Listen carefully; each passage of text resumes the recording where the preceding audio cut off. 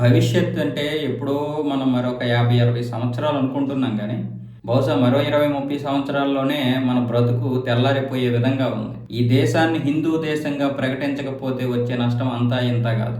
ఇప్పుడు మన పిఠాపురం నియోజకవర్గంలోని గొల్లప్రోలు అనే ఒక గ్రామంలో రామాలయం పక్కనే చర్చి నిర్మించి అక్కడ ఉదరగొట్టేస్తున్నారు ఈ ప్రార్థనలతో. అసలు అక్కడ రామ భక్తులు ఉండకుండా అంటే మన హిందువులు ఉంటే అంటే వాళ్ళ ఆ భజనలు విని చిరాకు పడి అక్కడ నుంచి వెళ్ళిపోయే విధంగా భజనలు చేస్తున్నారు లౌడ్ స్పీకర్లతో.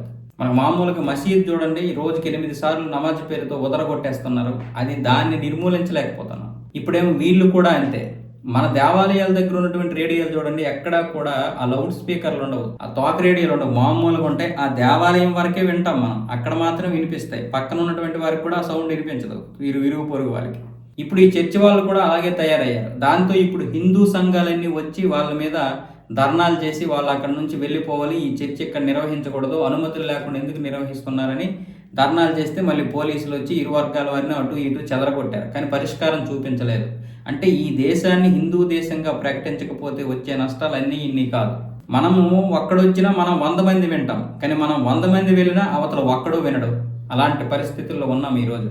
ఒక్కొక్క వెధవనాకుడికి ఏమంటున్నాడంటే బీజేపీ వచ్చిన తర్వాతనే ఇలాంటివన్నీ జరుగుతున్నాయి, ఇప్పటి వరకు లేవు కదంటే 2014 వరకు ఎవడికి తెలుసురా?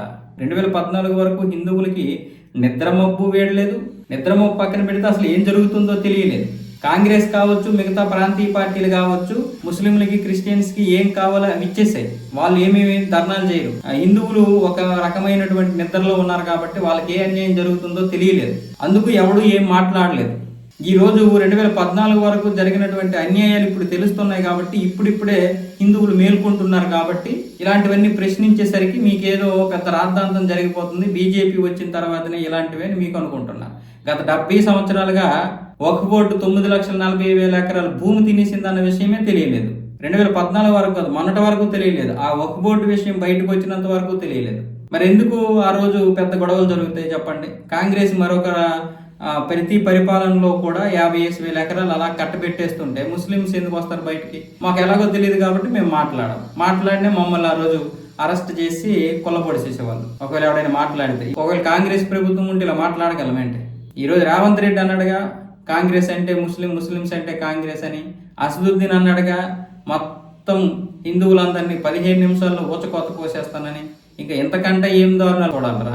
ఇలాంటి మాట్లాడితే ఇంక నోరు మూసుకొని కూర్చోవాలి, అంతేనా? మరి వాడు మాట్లాడింది మత విద్వేషం కాదా? వాడు రెచ్చగొట్టింది మత విద్వేషం కాదా?